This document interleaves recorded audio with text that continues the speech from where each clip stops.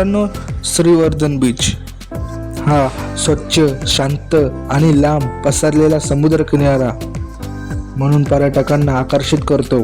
नारळ आणि सुपारीच्या बागांनी वेढलेला हा परिसर इतिहास आणि निसर्ग यांचा सुंदर संगम दर्शवतो.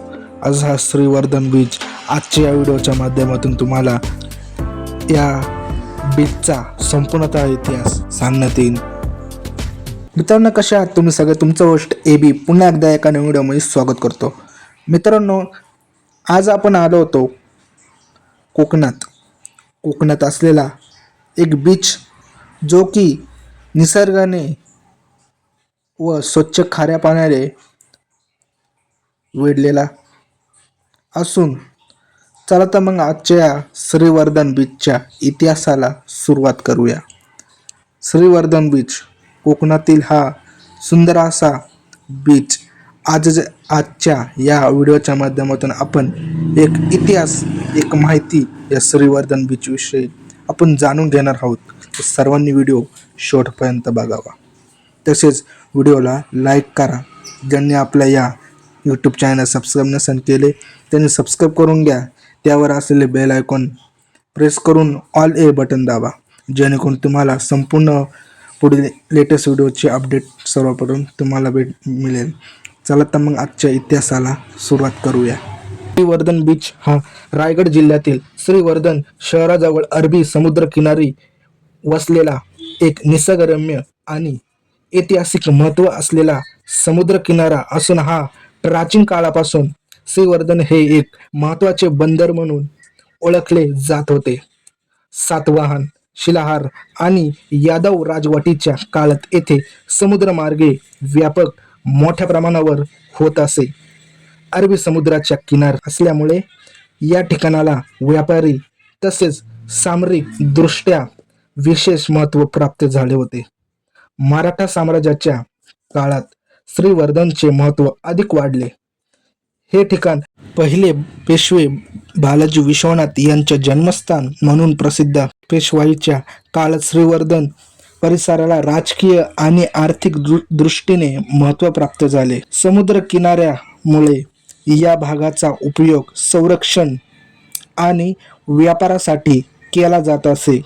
पुढे ब्रिटिश सत्ता काळात समुद्री व्यापाराचे महत्त्व काहीसे कमी झाले, तरीही श्रीवर्धनाचे सांस्कृतिक आणि स्थानिक आर्थिक महत्त्व कायम राहिले. श्रीवर्धन परिसरात धार्मिक दृष्ट्याही महत्त्वाचा आहे. येथे सोमजाई देवी मंदिर आणि लक्ष्मीनारायण मंदिर यांसारखी प्राचीन मंदिरे असून, त्यामुळे हे ठिकाण धार्मिक आणि सांस्कृतिक वारसासाठी ओळखले जाते. आज श्रीवर्धन बीच हा स्वच्छ, शांत आणि लांब पसरलेला समुद्रकिनारा म्हणून पर्यटकांना आकर्षित करतो. नारळ आणि सुपारीच्या बागांनी वेढलेला हा परिसर इतिहास आणि निसर्ग यांचा सुंदर संगम दर्शवितो. तसेच हे श्रीवर्धन बीचकडे येणारे मार्ग म्हणजेच पुणे ते श्रीवर्धन बीच 165 किलोमीटर, मुंबई ते श्रीवर्धन बीच 174 किलोमीटर. त्याच रीतीने कोकणातील असलेला रायगड किल्ला, या रायगड किल्ल्यापासून श्रीवर्धन बीचचे अंतर 75.7 किलोमीटर इतके असून, आपल्या घोडगावपासून ते श्रीवर्धन बीचपर्यंतचे अंतर हे 224 किलोमीटर. त्याचबरोबर बारामती ते श्रीवर्धन बीचचे अंतर 265 किलोमीटर असून, ठाणे ते श्रीवर्धन बीचचे अंतर हे 186 किलोमीटर. यानंतर या समुद्रामध्ये वाहून आलेले काही वस्तू आम्हाला भेटले. माशाचे पण काय त्याचं काहीतरी लेदर. चला भाई, मला ते त्याच्या माशाची चित्र वाटलं तर एक कमेंट करून सांगा की काय. अच्छा, हमको सिखा रही है. अनमोल चीज आहे, अनमोल वस्तू आहे विकल्यावर. अच्छा, बघ तुडून बघ, तुडून बघ. आणि काही भेटलं, चिपलं भेटलं, चिंपळे पण मोठीच नाही भेटत मला. या समुद्र आपल्याला कुठे भेटले यांनी हे तुडून टाकले. नीट दाखव. कैसे कैसे लोग रहते हैं यार. नीट बघून दे. 2 तुकडे केले.